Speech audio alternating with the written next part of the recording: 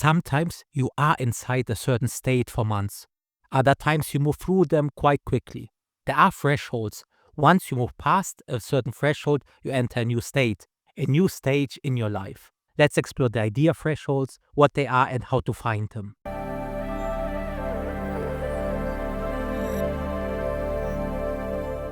Imagine you're standing completely still. If you were to relax every muscle of your body, you would fall down. What direction? You would fall straight down. Now imagine you're leaning to one side. Let's say you're leaning to the right side. Slowly, more to the right. If your muscles relax now, you will fall, but this time you will fall based on how far you have leaned to the right side. You go further and further right, and then you hit a certain threshold. Before that threshold, you would have still fallen either back or down. After the threshold, you are now falling to the right. This is something all of us know when we, for example, move big things like a wardrobe or a cabinet. Normally it stands still. If you pull it a bit to either side, it still goes back to the middle, until you're at a certain point where now it would fall to the side. There's a point where you hit where the weight shifts, and now gravity is pulling it down to the side. The idea of thresholds changing the situation is not only related to weight and gravity. For instance, take a plane. There is a threshold where you fly from country A to country B. You go up, start flying, and in theory you could still go back. You can still turn around and land where you started. Eventually, down the road, there is going to be a threshold, a certain place where once the plane has reached it, it cannot turn back any longer, because there's not enough fuel to allow the plane to fly back. They are only able to move forward or maybe make some small changes to the destination nearby. So a threshold is a line, a place, a time. It is something that is relevant, that is meaningful. That is once we go there, then something changes. It can be good or bad. It is night and you're coming back from work. Depending on you, as a personality, your situation, the place you're in, there are a variety of thresholds that could make you less scared, feel safe. Maybe there are fewer people out closer to your home, so the threshold is the next street. Once you cross it, you feel good going back home because now you know the likelihood that something happens is very small. For some personalities, it might be reaching the street where your home is located in. For some, it might be entering and then closing the door behind you. You enter your threshold and feel good, there you feel safe. You can see the threshold is different for different people, but what it does is the same in this particular situation. What is the point from where you feel scared and unsafe to where you feel less scared and safe? This is how we want to look at thresholds. This is generally speaking how we operate with all kinds of situations. You want to write something, you have a certain threshold that would make the day a good day, and then a threshold that might make it a great day, where, say, writing 1 page is the threshold to feeling like you have done something good. Writing 3 pages is the threshold to where you are really happy because you were really productive. There's practice for whether you are a runner or play some game. You shoot 100 free throws. This is the threshold to you feeling that it is a good day. Then maybe 200 and you're incredibly happy because this is great. Salesmen have a certain threshold where they think this is good enough. There are thresholds of where a good day begins and where great productive days begin. So a threshold is a point where you move past it in your state, or the state you're in changes towards a new one. Ideally, it is done by design, where this new stage, your new state, is something better. There are plenty of elements that exist in our lives. Some are daily musts. Work is a great example, but also our commitment to the various people we have relationship with is another. Plenty of our daily life is based on these commitments. Then there are also optional elements. Some are hobbies we love, some are things we like to do, and some are more serious that we might want to become better in and maybe make some money from. Lastly, there are all kinds of potential paths for us.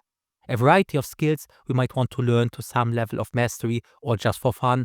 There are also things we would like to do, like travel to certain places or change certain personality aspects. The point is, we are in a variety of different areas while doing an even bigger variety of things.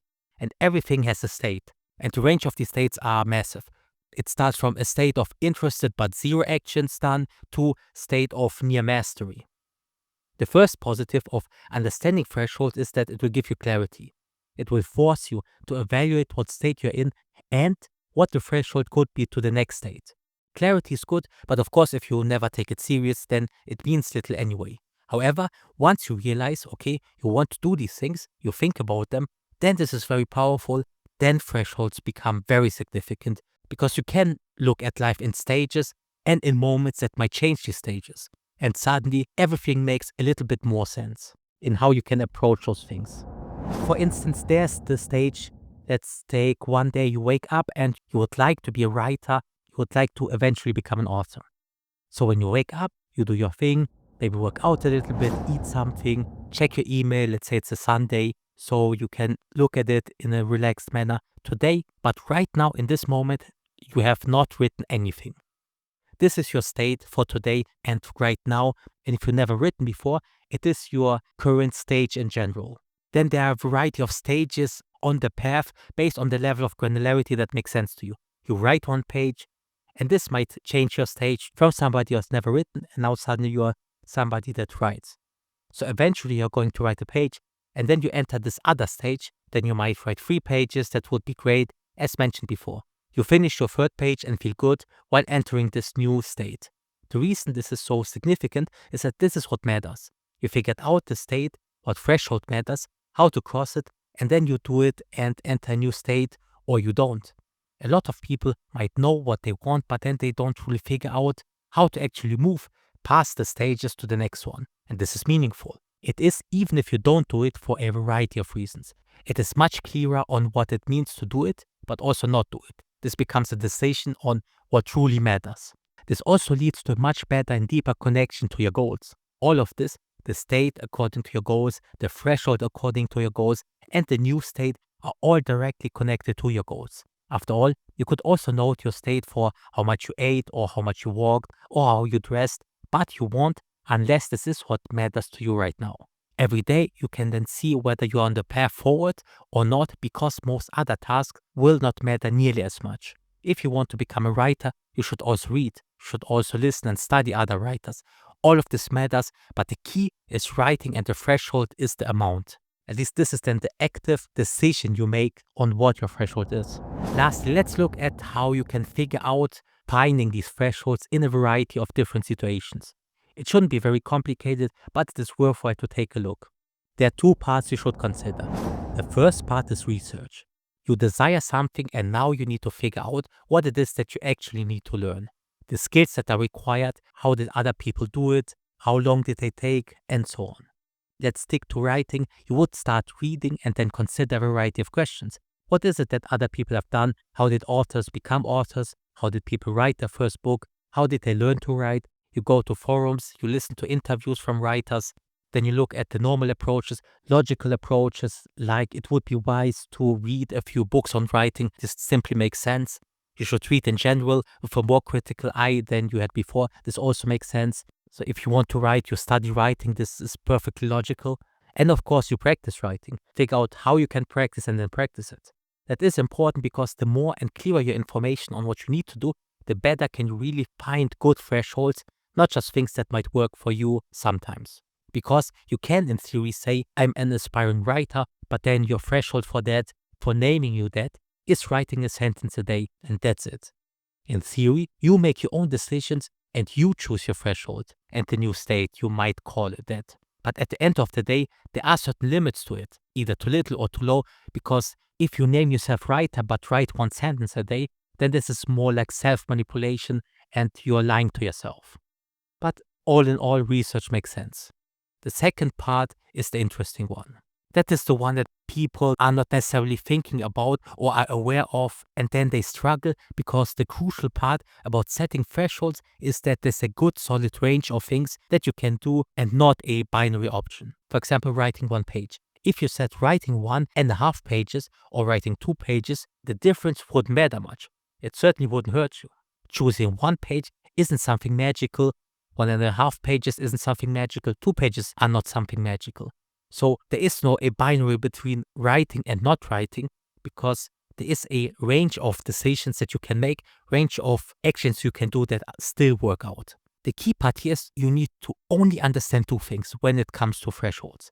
Don't set one too little and don't set one too far and too difficult. This is crucial because you're going to create habits. You're going to start doing things every day, and ideally, then it becomes your second nature. For that, If you set your threshold too short, the problem is it will always feel bad because you don't necessarily think that you progress. And you would be right.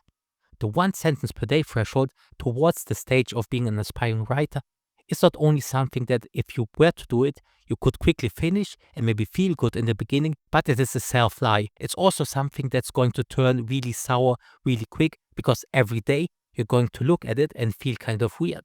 You will feel bad because in your heart and mind, you know it will not help you progress. And the brain knows as well.